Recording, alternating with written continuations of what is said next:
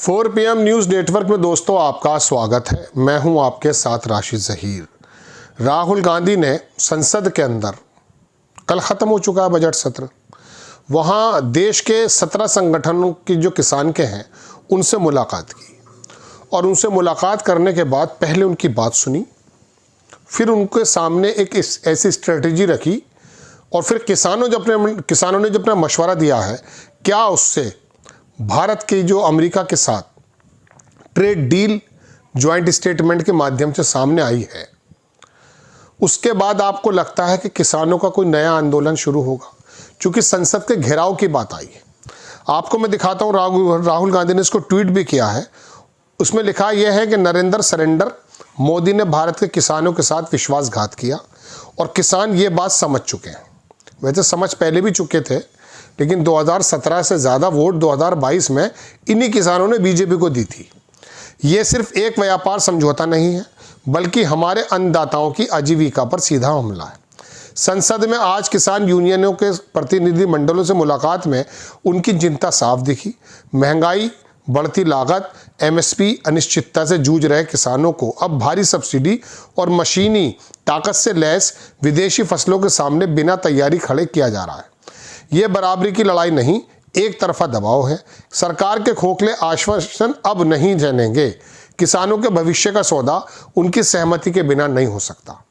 कुछ भी हो जाए, मैं और कांग्रेस पार्टी भारत के अन्नदाताओं के हक और सुरक्षा सम्मान के लिए उनके साथ खड़े हैं। ये वीडियो आपको दिखाऊंगा ज़रूर, लेकिन छोटी सी एक बात बताऊंगा।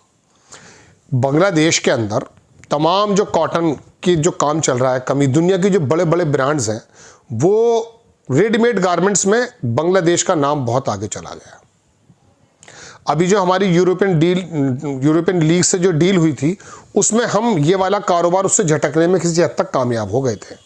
लेकिन अमेरिका उसी बांग्लादेश को 0 टैरिफ पर कपास देगा और फिर वो बना करके अमेरिका में ही कपड़े बेचेगा। इससे क्या फ़र्क पड़ा?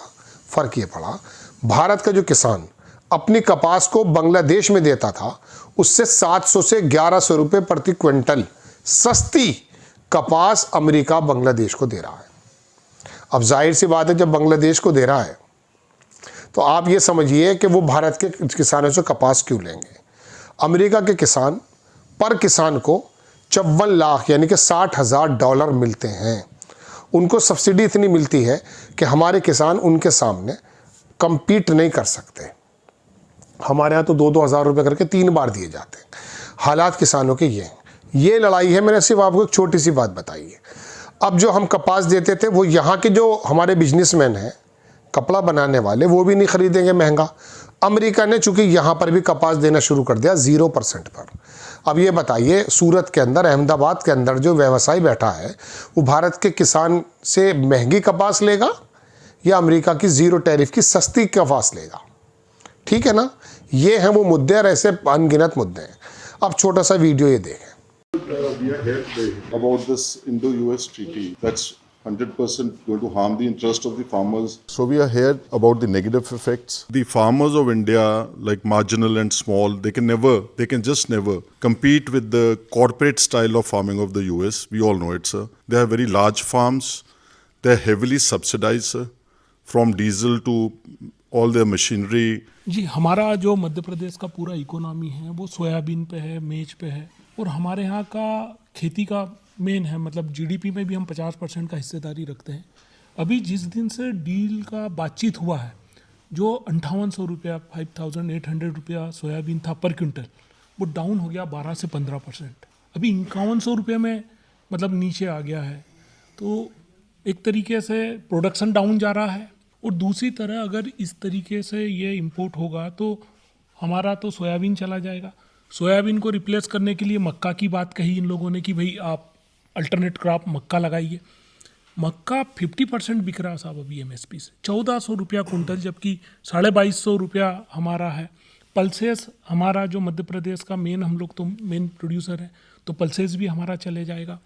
अब वो जो ज्वार आ रही है, वो ज्वार 30 सेंट 40 सेंट में पर ब्रूसेल है, मतलब 27-28 किलो 10-11 रुपये का।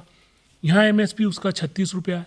तो जितना भी केटल फीड के लिए जो हमारा सेकेंडरी जो जाता है वो पूरा चला जाएगा तो हमारा बर्बाद हो जाएगा। जो हमारा वालनट इंडस्ट्रीज़ है वो तकरीबन प्रोड्यूस 90% ऑफ इंडिया को जो ज़रूरत पड़ती है 90% करता है, जो कि 2 से 3 मिलियन टन्स करता है। तो इसी तरह एप्पल तो 80% हम प्रोड्यूस करते हैं पूरे इंडिया के लिए, तो तकरीबन 25 से 30 मेट्रिक टन्स जो टोटल है। तो मगर क्या होगा कि पहले ही अफ़गानिस्तान से, चाइना से, कैलिफोर्निया से वालनट्स आते हैं, तो हमारा डिक्लाइन हो रहा है। 30% तो हम डिक्लाइन हो गए, तो अब जो और आएगा तो उससे टोटल हमारा जो वालनट इंडस्ट्री है वो तबाह हो जाएगा।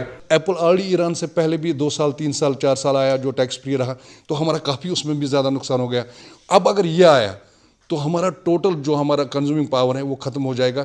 और हमारा क्या है सर, 50% जो रोज़गार है, जो एम्प्लॉयमेंट है, वो इसी से जनरेट होती है, टोटल इस एप्पल इंडस्ट्री से, हार्टिकल्चर इंडस्ट्री से। ये वीडियो आपने देख लिया दोस्तों, इसमें से छोटे से पार्ट मैंने आपको दिखाए। किसानों की पूरी बात जब राहुल गांधी ने सुनी तो उनसे कहा कि देखिए, अकेले आप भी कुछ नहीं कर सकते, अकेला मैं भी कुछ नहीं कर सकता, लेकिन जब हम आपके साथ आंदोलन करते हैं तो आपके जो मंच हैं वो ये कहते हैं कि राजनीतिक पार्टियों को आप ना बुलाएं। किसानों ने इसके जवाब में ये कहा कि आप यूपीए के अंतर्गत एक प्रोग्राम कीजिए, उसमें देश भर के सारे किसानों को जोड़िए और उसमें 3 बातें रखिए। संसद का घेराव करेंगे, हम ट्रैक्टर ट्रॉली निकालेंगे, और एक चीज़ उन्होंने और रखी। तो इस बात पर राहुल गांधी ने अपनी हामी जी, और कांग्रेस यूपीए यानी कि जो इंडिया गठबंधन है उसके अंतर्गत अगर किसानों को जोड़ करके इस तरह का आंदोलन करने जा रही है तो वाकई किसानों के गली गली में एक आम जनता की बात पहुंच जाएगी कि हमारे खिलाफ फिर दोबारा से किसी दूसरे रास्ते से आया जा रहा है।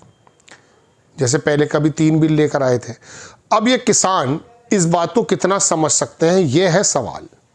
देखिए, मैं आपको बता दूं दोस्तों, 80 करोड़ से 100 करोड़ लोग जब लाइन में लग गए अनाज की, तो उन लोगों का विजन तो सिर्फ अपना अनाज तक है। उन लोगों को यही तरक्की है, उनके हाथ में मोबाइल किसी जुगाड़ से आ गया है, डाटा उनका फ्री है, रील में और झील में वो लगे हुए हैं। बकिया काम गोदी मीडिया कर देता है, और तीसरा काम हिंदुत्ववादी संगठन, आरएसएस के संगठन, बीजेपी के संगठन, ये मिल करके जो हिंदू मुस्लिम नफरत फैलाते हैं, उनसे उनको पोषण मिलता रहता है। उन्हें काम करना नहीं है। निखट्टू कुछ लोग हमारे मिजाज में है भी। अंग्रेज़ों के अंदर जो एक वर्किंग एक स्पिरिट होती है वो हमारे यहाँ नहीं है। मैं बहुत स्पष्ट बता रहा हूँ, आप बहुत सलाहियत होने के बावजूद भी निखट्टू हमारे यहाँ बहुत हैं। तो उनको मोबाइल मिल गया, वो निखट्टू बन चुके हैं। अब निखट्टू बन गया, अम्मा जो है चावल ले आती है और वो किसी हिसाब से जुगाड़ करके जंगल से लकड़ी ला के अपना काम को वक्त को गुजार देता है। छोटे मोटे कारोबार अपने ज़मीन के चलते रहते हैं। वो एमएसएमई बर्बाद हो चुका है। तो ऐसे में दोस्तों ये किसान क्या जागृत हो पाएंगे? क्योंकि ये किसान होने से पहले, ये मैं आपको बहुत क्लियर बता रहा हूँ, बहुत लोगों का कहना है इलेक्शन के दौरान ये हिंदू मुस्लिम बन जाते हैं। राहुल गांधी, इसमें कोई दो राय नहीं, संसद में हो या संसद के बाहर हो, ये मुद्दा उठाते तो हैं और ये मुद्दे को सब उसकी तारीफ भी करते हैं। लेकिन मुझे असदुद्दीन ओवैसी की एक बात याद आ जाती है। एक बार वो एक मेरठ के, उत्तर प्रदेश के मेरठ में आए, नगर निगम के चुनाव थे, तो उन्होंने अपने बयान में ये कहा कि आप सब लोग मेरी तारीफ करते हैं कि बड़ा अच्छा बोलता हो ओवैसी, लेकिन वोट तुम समाजवादी पार्टी को दे देते हो, क्योंकि मुसलमान ये सोचते हैं यार जीतेगा तो यह नहीं। ऐसे ही ये सब लोग सारी राहुल गांधी की नीतियों से इम्प्रेस तो हैं, मानते तो हैं, सो ईमानदार व्यक्ति, और अपने वालों को बहुत बड़ा बोला मान रहे हैं, झूठा भी मान रहे हैं। लेकिन जब ये आते हैं इलेक्शन में तो ये आकर के रैलियों के, आरएसएस की ड्राइंग रूम बैठक के मद्देनज़र एक विशेष समुदाय के खिलाफ इतना नफरत बता देते हैं, अरे साहब ये बड़ा गुंडागर्दी करते हैं। और वो मुसलमान का लड़का मोटरसाइकिल लेकर घूमता भी फिरता है, क्योंकि किश्तों पे मोटरसाइकिल मिलने लगी है। तो ये तमाम चीज़ें इकट्ठी होकर के उनको वोट कमल के फूल पे दे देते हैं। फिर उनकी चुनाव की प्रक्रिया भी है, उनका वो प्रलोभन भी है, 10,000 वाला, 2,000 वाला, और वो चुनाव को लड़ना जानते हैं। फिर वो जातीय समीकरण का बड़ा ध्यान रखते हैं, किसी मुसलमान को टिकट देना नहीं तो देना ही नहीं।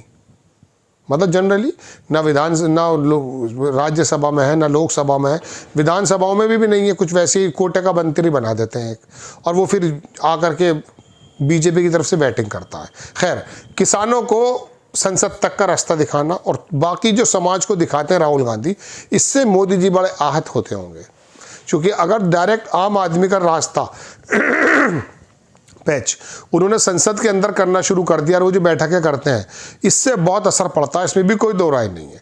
एक संसद घेराव करने की बात है, सड़कों पर आंदोलन करने की बात है। देखते ये हैं कि अब ये मुद्दा जो वाकई किसानों की रीढ़ की हड्डी को और तोड़ देगा, बर्बाद करके रख देगा, तो वो किसानों को कितना ज़्यादा अंदर से गुदगुदाता है या तकलीफ में डालता है और फिर ये सड़कों पर आते हैं। देखते हैं। जय हिंद।